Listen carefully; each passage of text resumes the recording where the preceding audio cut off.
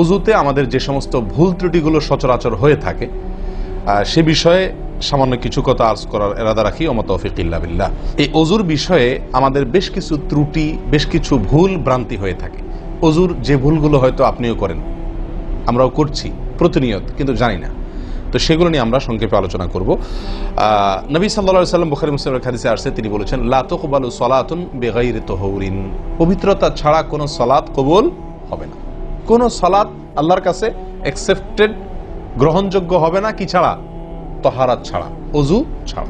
মুসলিম বর্ণিত হাদিসে আসছে, নবী সাল্লাল্লাহু আলাইহি ওয়াসাল্লাম বলেছেন, যে ব্যক্তি পরিপূর্ণভাবে ওযু করবে, পরিপূর্ণভাবে ওযু করবে, ভালোভাবে ওযু করবে, এবং ওযুর শেষে কালিমাতুশ শাহাদা যেটা আছে, আশহাদু আল্লা ইলাহা ইল্লাল্লাহু ওয়াহদাহু লা শারীকা লাহু ওয়া আশহাদু আন্না মুহাম্মাদান আবদুহু ওয়া রাসূলুহু, এই কালিমায়ে শাহাদা পাঠ করবে ওযুর শেষে, এই ব্যক্তির জন্য আল্লাহ সুবহানাহু ওয়া তাআলা জান্নাতের সমস্ত দুয়ার খুলে দিবেন। প্রিয় ভাইরা, এখন আসি আমরা ওযুতে কি ভুলগুলো আমাদের এমন হয় যেগুলোর কারণে আমাদের ওযুর পূর্ণতা নষ্ট হতে পারে।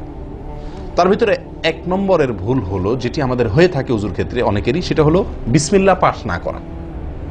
ওযুর শুরুতে কি পাঠ করতে হয়? বিসমিল্লাহ। আপনি যখন হাত ধুয়ে তো ওযু শুরু করবেন, দুই হাতের কবজি দুই হাতে ওযু শুরু করবেন না, প্রথম কাজ, তার আগে আপনি কি করবেন?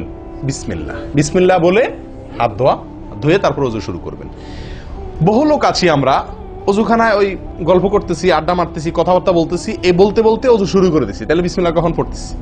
বিসমিল্লাহটা অনেক সময় অমনোযোগিতার কারণে, অবহেলার কারণে, অন্যমনস্কতার কারণে বিসমিল্লাহটা অনেক সময় আমরা বলতে ভুলে যাই।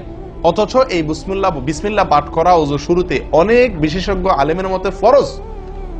অনেকে বলেন বিসমিল্লাহ পাঠ না করলে ওযুই হবে না, আপনি যদি ভুলে বাদ দেন ওযু হলো না।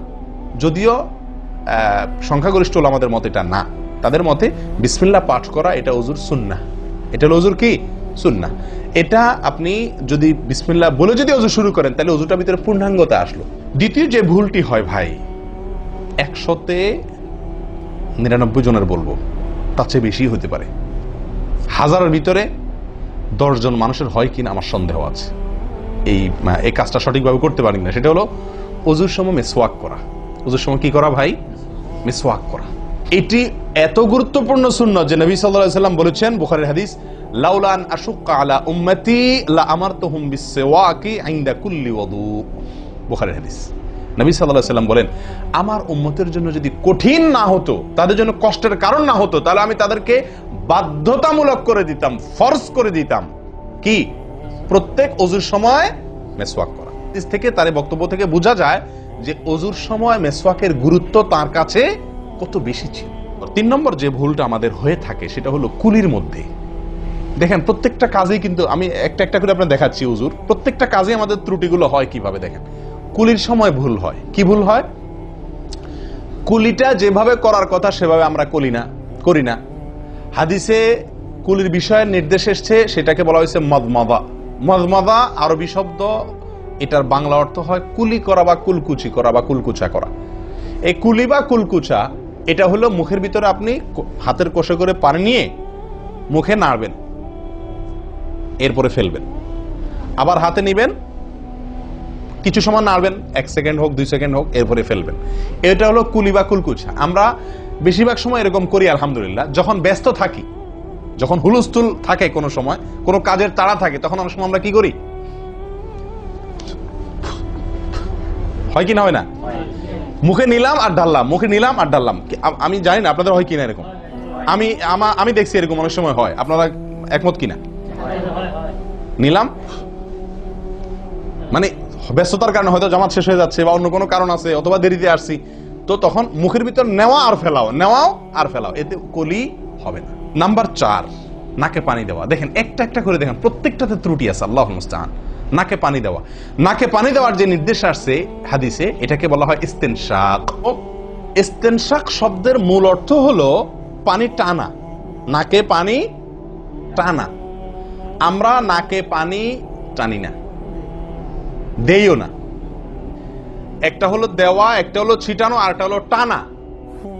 টানা হলো এ ক্লাসের ওযুতে নাকে পানি টানবেন, বি ক্লাসের ওযুতে নাকে পানি দিবেন, থার্ড ক্লাসের ওযুতে নাকে পানি ছিটাবেন। আমি কি বুঝাতে পারছি? তো তো আমরা বেশিরভাগ লোক থার্ড ক্লাসের অজু, সারা জীবন থার্ড ক্লাসের অজু করি। আপনি থার্ড ক্লাসের অজু করে আপনি জান্নাতে যাবেন? ফার্স্ট ক্লাসে থাইকেও তো যাইতে কঠিন হয়ে যায়। আপনি থার্ড ক্লাসের উজু করে কিভাবে আপনি সালাতের খুলবেন, তালা খুলবেন, কিভাবে আপনি জান্নাতে যাবেন? অতএব ভাই, এই নাকে পানি দেওয়ার বিষয়ে সাবধান থাকতে হবে। দেখুন, নিয়ম হলো আপনি হাতের কোষে পানি নিয়ে নাকে ধরলেন, নাকে ধরে হালকা কি করবেন? টান দিবেন, হালকা টান দিবেন, হালকা টান। কারণ একটু জোরে টান হয়ে গেলে সেটা কি হয়ে যাবে? নাকের তালু তো উঠবে, আপনার কষ্টের কারণ হবে। শরীয়ত আপনাকে কষ্ট দিতে চায় না, শরীয়ত আপনাকে কষ্ট দিতে চায় না। আল্লাহ সুবহানাহু ওয়া তাআলা চান না আমরা কোনো কষ্টে নিপতিত হই। অতএব আমি এমন জোরে টান দেবো না যে নাকের তালু তোড়ে, কিন্তু হালকা একটু টান দেবো যাতে করে অন্তত সামান্য একটু ভেতরে পানিটা যায়। নাকে পানি দেওয়ার উদ্দেশ্য আর কুলি করার উদ্দেশ্য এক। নাকে পানি দেওয়ার উদ্দেশ্য হলো নাকের ভেতরের যে ময়লাগুলা, ধারে কাছে যে ময়লাগুলা আছে, এগুলো যেন পরিষ্কার হয়ে যায়। আল্লাহর দরবারে দাঁড়াবো পরিচ্ছন্ন হয়ে, পবিত্র হয়ে। হ্যাঁ, এই জন্য নাকে পানি দেওয়ার নির্দেশ আছে। এখন আপনি যদি নাকে পানি কোষ নিয়ে ধরে একটু হালকা টান দেন, তাহলে ভিতরে কিছুটা পানি যাবে কি যাবে না? এটা আপনাকে করতে হবে। নাম্বার 2, এটা যদি আপনি করতে কষ্ট হয়, টান দিলে, আপনি আস্তে টান দিলেও উপরে উঠে যায়, তো দরকার নেই। তাহলে আপনি কি করেন? নাকে পানি দেন। নাকে পানি কিভাবে দিবেন? নাকটাকে অন্তত পানির মধ্যে কি করে রাখেন? চুবাই রাখেন, 1 সেকেন্ড চুবাই রাখেন। কিছু দূর পানি যাবে কিনা আমি কি বুঝাতে পারছি? আমরা অনেকে বিশেষ করে আমি দেখছি ওযু করার সময় নাকে পানি ছিটান। কিভাবে পানি ছিটান? ওই যে কষে করে পানি নিয়ে, লক্ষ্য করছেন আপনারা? এভাবে নিয়ে এরকম মারে পানিটা, এরকম মারলে সেটা কি হলো? ছিটানো হলো। হাদিসে যে ইস্তেনশাকের কথা বলা হয়েছে সেটা হলো না। আপনি সারা জীবন ওযু করলেন, অথচ আপনার কখনো নাকে পানি দেওয়ার সুন্নাহটি আদায় হলো না। সারা জীবন, আজীবন আপনার ওযুটি হয়ে গেল সুন্নাহ ছাড়া। আরেকটি ভুল ভাই, নাকে পানি দেওয়া একটা আমল, নাক ঝাড়া আরেকটা আমল। নাকে পানি দেওয়া এটা একটা নির্দেশ, আর নাক ঝাড়া আরেকটা নির্দেশ। আমি কি বুঝাতে পারছি?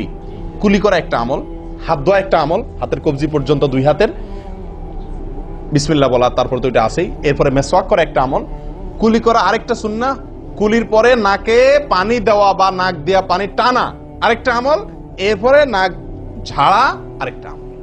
ভাই, এরপরে আসি আরেকটি গুরুত্বপূর্ণ আমল যেটি হয় না, বা আরেকটি ত্রুটি ওযুতে, সেটি হলো আঙ্গুল খেলাল না করা। ওযুতে কি না করা? আঙ্গুল খেলাল না করা। আঙ্গুল খেলাল হলো হাত এবং পায়ের আঙ্গুলের যে চিপাগুলো আছে, এই চিপাগুলোতে পানি পৌঁছানোর জন্য, পানি পৌঁছানোটা নিশ্চিত করার জন্য কি করতে হবে? এক হাতের আঙ্গুলকে অন্য হাতের আঙ্গুলের চিপায় ঢুকায়া এভাবে কি করতে হবে? একটু হালকা নাড়তে হবে, যাতে করে জায়গাটাতে, চিপাটাতে পানি গেছে এটা নিশ্চিত। কারণ এই চিপাগুলোতে পানি নাও যেতে পারে শুকায় থাকার কারণে। তা আপনি যদি একটু নাড়া দেন পানির ভিজা আঙ্গুল দিয়া, তাহলে ইনশাআল্লাহ ওখানে পানি পৌঁছানোটা মোটামুটি নিশ্চিত হয়ে যাবে। ঠিক না? ঠিক। পায়ের আঙ্গুল কিভাবে করবেন? পায়ের আঙ্গুল তো আর এক আঙ্গুল অন্য পায়ের আঙ্গুল ঢুকাতে পারবেন না। সেটা করবেন হলো, অন্য হাদিসে আসছে, এই যে কোন আঙ্গুল আছে না, কোন আঙ্গুল দিয়া সব চিপাগুলোতে কি করবেন? ঘষা দিবেন। কোন আঙ্গুল দিয়া আপনার সব পায়ের আঙ্গুল চিপাগুলোতে ঘষা দিবেন। ভাই, আমরা কয়জনে করি এই খেলার আমলটা বলেন তো? পায়ের আঙ্গুল, কোন আঙ্গুল দিয়া পায়ের আঙ্গুলের চিপা খেলাল করা, হাতের আঙ্গুল খেলাল করা, কয়জনে করি আমরা বলেন? তাহলে এই ভুলগুলো আমাদের অহরহ হচ্ছে না ভাই? আমরা কি জান্নাতে যেতে চাই না? আমাদের সালাতটা সুন্দর হোক আমরা চাই না ভাই?